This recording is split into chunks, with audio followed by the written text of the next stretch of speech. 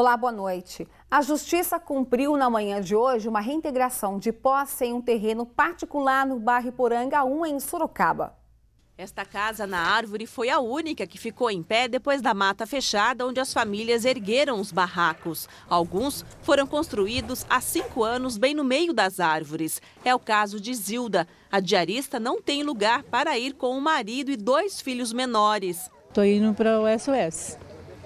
Eu não tenho para onde ir. A Guarda Civil, médicos do SAMU e a Polícia Militar participaram da reintegração que começou antes das 5 horas da manhã. Já foram feitas diversas reuniões explicando, tendo em vista que a ordem já saiu em dezembro, e foi dado um prazo até sexta-feira, que seria a data da retirada dos pertences. As casas foram destruídas aos poucos, enquanto crianças brincavam e os moradores retiravam móveis e objetos. Esta mulher não segurou as lágrimas e assistiu à destruição de longe, sozinha. Para quem perdeu o pouco que tinha, não foi abaixo somente a moradia, mas o sonho da casa própria. Que é triste a vida da gente. Isso aqui está tanto tempo parado aqui, ó. Podia dar pelo menos um prazo para a gente poder sair, né? Para procurar um lugar para morar digno. Agora a gente não vai ficar jogado para a rua aí, igual cachorro. É uma situação complicada. Em nota, a empresa Nova Pirâmide Empreendimentos Imobiliários Participações Limitada informou que é proprietária da área há 25 anos. Segundo a empresa, algumas famílias possuem documento particular, mas com indícios de falsificação. Além disso, os moradores foram avisados com antecedência para deixar o local. Um motoqueiro de 48 anos morreu em Tatuí. Os bombeiros informaram que ele foi atingido por um caminhão que cruzava a rodovia onde ele estava. A vítima chegou a ser socorrida, mas não resistiu. E um outro acidente entre 2 caminhões deixou o tráfego lento na rodovia Castelo Branco, em Itu. A polícia informou que um dos caminhoneiros perdeu o controle e o outro que vinha atrás não conseguiu frear. A carga de óleo de cozinha ficou espalhada na pista. O local precisou ser interditado por mais de 2 horas. Apesar do transtorno, ninguém ficou ferido. 4 homens renderam um caminhoneiro e um ajudante em Campinas. A polícia informou que as vítimas foram liberadas só em Jundiaí. Os bandidos fugiram levando o caminhão carregado com cimento e aço. Pacientes reclamam da falta de médicos e de demora no atendimento em unidade pré-hospitalar da Zona Norte de Sorocaba. Alguns esperaram por 5 horas. Depois de quase 5 horas aguardando por atendimento, a namorada de Valdinei finalmente foi chamada. O porteiro pensou que ela seria atendida, até receber esta mensagem. O médico sumiu. É uma pouca vergonha, isso é uma falta de consideração com o povo. A dona Ramona sequer foi chamada. Ela está com suspeita de pneumonia. Já estava no local há 5 horas. Antes de chegar, a costureira tinha passado por outras 2 unidades de saúde da cidade. Apesar de o quadro de plantonistas apresentar 5 nomes, Ramona foi informada que os médicos estavam em horário de almoço. Tem que ter alguém? Por que agora o prefeito fala assim?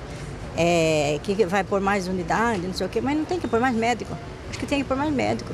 Enquanto um vai almoçar, o outro ficava, né?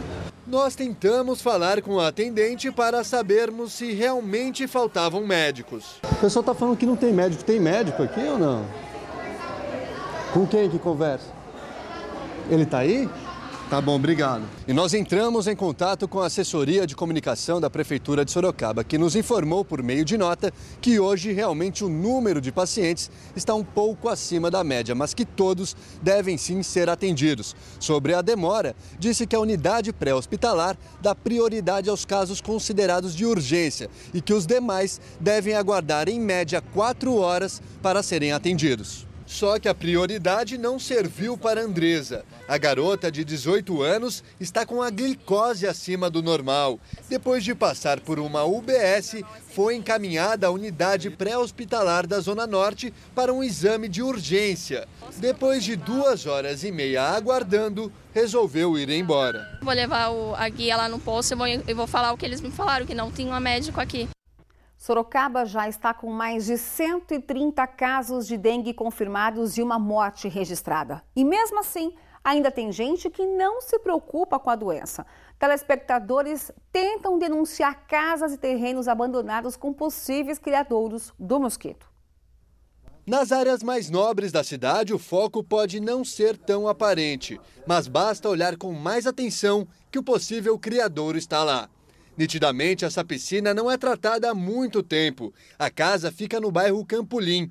O entulho pode servir também de recipiente para o desenvolvimento do mosquito da dengue.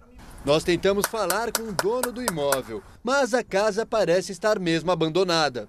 Um decreto anunciado na última semana na imprensa oficial do município informa que mesmo as casas abandonadas como essa, ou aquelas que estejam disponíveis para locação, devem ser vistoriadas por agentes municipais, mesmo que os proprietários não sejam encontrados. Nesses casos, a Prefeitura, mediante aparato jurídico adequado, acompanhamento policial, vai fazer a abertura necessária, sem causar danos à propriedade, para poder entrar e eliminar os possíveis criatórios que existam. É importante que o cidadão faça denúncias sobre terrenos e casas que possam conter os focos do mosquito da dengue. A aposentada Ruth toma todas as precauções contra o Aedes aegypti, mas está preocupada sobre o terreno vizinho. Para ela, o local virou um depósito de lixo. Eu vejo aqueles focos, aquela sujeira nas esquinas, plena avenida. Outro dia eu fui pular, se o senhor não me segura, eu caía de costa. O número de telefone que a Prefeitura divulga como a central de denúncias é o 156. O problema está na hora de completar a ligação. A Prefeitura informou por meio de nota que o telefone 156 está funcionando normalmente, mas se o morador ligar entre as 8 horas da manhã e as 6 da tarde, a demanda é mais intensa. Sobre a casa abandonada e o terreno, a Prefeitura não respondeu. E ainda falando sobre dengue em Sorocaba, eu converso agora com Daniela Valentim, que é diretora da área de Vigilância em Saúde de Sorocaba. Boa noite, obrigada pela sua participação. Então, como é que fica essa situação? O morador quer denunciar, não consegue, se preocupa, o que fazer? Boa noite. Então, nós temos duas situações. Uma com relação ao terreno, com relação ao mato, a pessoa, o que a gente indica é realmente 156. Na outra situação é quando a gente encontra criadouros do mosquito, como também foi apresentado. Aí é da nossa responsabilidade e a gente pede que ligue na seção de controle de zoonoses. Na hora que as pessoas ligam para fazer uma denúncia, meu vizinho tem foco do mosquito da dengue, possível foco. Vocês levam quanto tempo para checar essa informação? Nesse momento, a nossa prioridade está sendo onde a gente tem já casos confirmados e positivos, confirmados de dengue. Os bairros, você fala? Isso. A gente traça uma área em torno do caso positivo de dengue, que a gente chama de raio. Então, a nossa prioridade nesse momento, até pelo número elevado de casos, é para essas situações. Então, algumas vezes as pessoas ligam para a gente e falam, olha, você está demorando mais de uma semana. Por conta, se for uma reunião que não tenha casos positivos, uma região, a gente pede para que a pessoa tenha paciência, que a gente vai atender com mais prazo. Qual é o telefone que as pessoas podem ligar para acionar a sua equipe? 3229-7313, que é o telefone das zoonoses. 3229-7313. Agora, em relação ao costume do mosquito da dengue, né? E nós vimos os terrenos baldios e as casas que têm as pessoas morando. Qual é o maior risco? O que a gente pede especial atenção é porque o mosquito ele é domiciliado, ele gosta de estar próximo ao ser humano. Então, dentro da nossa própria casa, que tem gente habitando, é o pior risco, porque é ali onde ele vai ficar, em torno das pessoas. É claro que a gente viu também na reportagem um local que tinha criadouro do mosquito, e a gente também faz o enfrentamento disso. Tem que fazer denúncia. Com certeza, e cada um cuidando do seu espaço. Muito obrigada pela sua participação.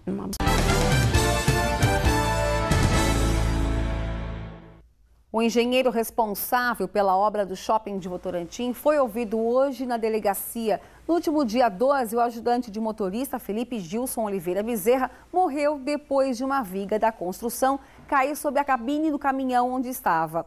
3 pessoas já foram ouvidas. A suspeita é de que o acidente tenha acontecido por um erro do motorista, que teria deixado o braço mecânico do caminhão levantado, causando choque com a estrutura. A polícia espera ouvir o condutor até a próxima quarta-feira.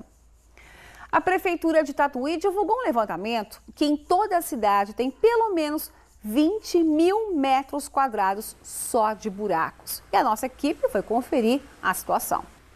Quase impossível passar por uma rua e não perceber problemas no asfalto. Os acessos dentro de Tatuí estão em péssimo estado. A afirmação é de quem mora na cidade e passa todos os dias por esses locais. Você tem que escolher o buraco menor para conseguir passar, para não quebrar o carro, no caso. Tá bem estragadas as ruas. Nem precisa falar que o carro é o xodó de Ronaldo. Ele mora na Vila Esperança há 1 ano. Desde então, já perdeu a conta do prejuízo por causa dos buracos. O reparo na porta é por causa do vidro que desencaixou. A gente tem que procurar a gente mesmo fazer a manutenção que a gente pode fazer para não estar tendo gastos, né, por causa de imprevistos aí de buracos. Seu Luiz encontrou a equipe por acaso na frente de onde trabalha e quando soube do assunto logo afirmou: as ruas de Tatuí estão em situação precária. Realmente está difícil.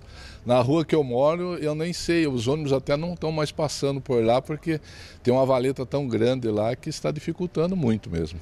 Segundo a prefeitura, 6 bairros foram relacionados com o mesmo problema. As vias públicas com buracos somam 20 mil metros quadrados. E diante das reclamações, foi montada uma operação emergencial nas principais vias. O prazo para finalizar as obras é de 3 meses. De 20 mil que foi estimado, em 17 dias foram executados aproximadamente já 10% da área. E pelo jeito este problema não afeta apenas a cidade de Tatuí. Uma moradora do bairro Popular em Porto Feliz também reclama da situação do asfalto na rua José Martins Teles. Nessas imagens é possível ver a quantidade de buracos na via. Por meio de nota, a prefeitura do município informou que já notificou a empresa responsável pela pavimentação da rua e os reparos devem ser feitos na primeira quinzena do mês de março. E se você quiser participar do Noticidade, é só enviar sua reclamação ou sugestão de reportagem para o nosso e-mail, jornal@tvsorocaba.com.br. Eu vou repetir, jornal@tvsorocaba.com.br. A sexta-feira começa com aumento de nuvens, mas o forte calor permanece na região. Confira.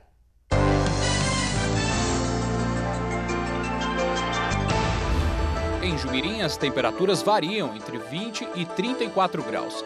Mínima de 17 em Mairinque. Sorocaba terá mínima de 20 graus e máxima de 33. Em Tietê, a máxima atinge os 34 graus. A consumidora que comprou um produto de higiene pessoal, mas que constava como amostra grátis em uma farmácia de Sorocaba, já teve o desodorante trocado no último sábado.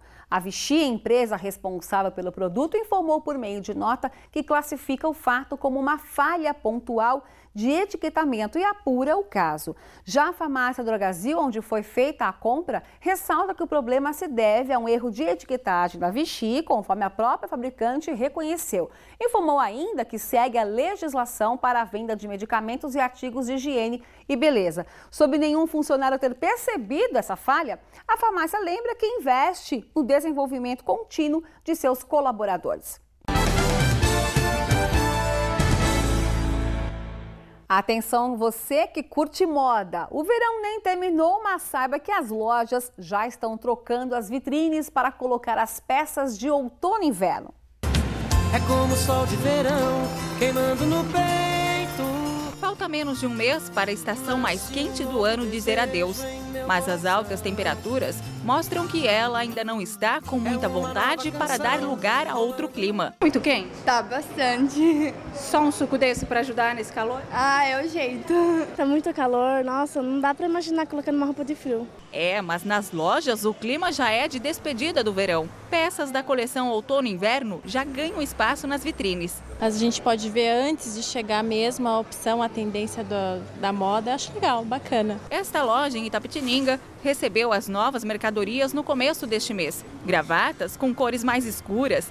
Para quem deseja ficar charmoso e aquecido, o blazer de lã será uma boa opção. É sempre mudado, todos os blazers, no caso o blazer de lã, blazer de veludo, que já são as tendências, no caso, para o inverno mesmo, né? Se a moda outono e inverno para os homens é elegante, imagina para as mulheres. Nesta outra loja, também em Itapetininga, encontramos roupas, calçados e acessórios com cores, modelos e texturas da nova estação.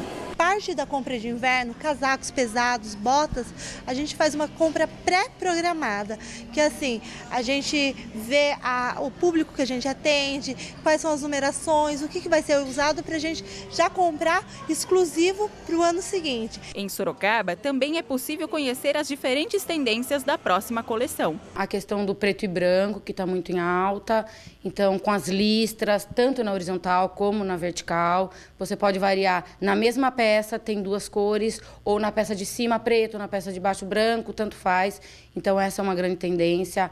A parte dos bordados ainda vão usar muita pedraria, mas o forte mesmo que está chegando são os bordados em linha. Tem a parte das transparências, vai usar muita transparências tanto nas rendas como nas sedas. Além de trazer novos modelos para as vitrines, o período de troca de coleções pode ser um bom momento para quem deseja fazer compras com economia. Do que foi visto no verão, hoje ele está com 30%, 50% de desconto. Bacana, e a gente fica por aqui. Assista agora ao SBT Brasil. Tenha uma excelente noite e até amanhã.